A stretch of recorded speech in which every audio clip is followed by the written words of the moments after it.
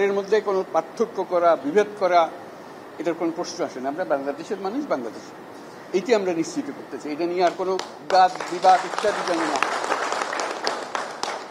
আমাদেরকে বলতে হবে আমাদের গণতান্ত্রিক অধিকার প্রতিষ্ঠিত হবে, সেটা পেলে আমাদের বাক স্বাধীনতা প্রতিষ্ঠিত করতে হবে। যেগুলো আছে এগুলো করে আমরা নতুন কিছু করি না। আমাদের হিউম্যান রাইটস প্রতিষ্ঠা করতে হবে, মানবিক অধিকার প্রতিষ্ঠিত সংবিধানে আছে। এটি হলো আমাদের মূল লক্ষ্য। আপনারা যদি টেনে টেনে নিয়ে আসেন আমি অমুক, আমি তমুক, আমি এইটা আবার পুরানো খেলায় চলে গেলেন। এটা আপনাদের ওই স্বীকার করার জন্য যারা বসে আছে তারা এগুলো স্বীকার করবে। আপনারা বলেন যে আমি মানুষ, আমি বাংলাদেশের মানুষ, আমার সাংবিধানিক অধিকারেই আমাকে দিতে হবে।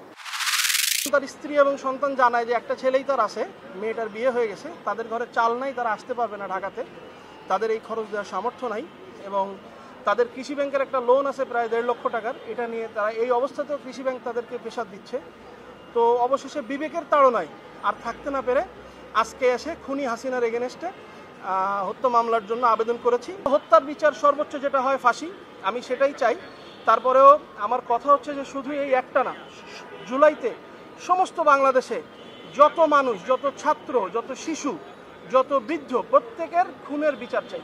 বিজ্ঞ আদালত মামলাটি এফআইআর হিসেবে গ্রহণ করার জন্য সংশ্লিষ্ট মোহাম্মদপুর থানাকে নির্দেশ দিয়েছেন এবং তদন্ত হবে। তদন্তের সাপেক্ষে মামলার আইনের প্রসিডিউর অনুযায়ী সর্বশেষ আমরা যতটুকু সাক্ষ্য প্রমাণ দেওয়ার চেষ্টা করব।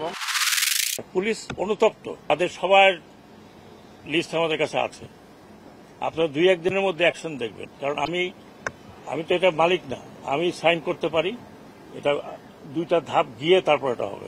আশা করি আজকে বা কালকের মধ্যে আপনারা খবর জেনে দেবেন। ভবিষ্যতে পুলিশ যাতে মানবিক পুলিশ হিসাবে হয় তার জন্য একটা পুলিশ কমিশনের চিন্তা ভাবনা আমরা করছি। পুলিশ নিজেই বলছে যে আমরা পুলিশ কমিশনের আন্ডারে থাকতে চাই, আমরা কোনো পলিটিক্যাল কারোর আন্ডারে থাকতে চাই না, তাহলে আমাদেরকে এইভাবে ইউজ করবে।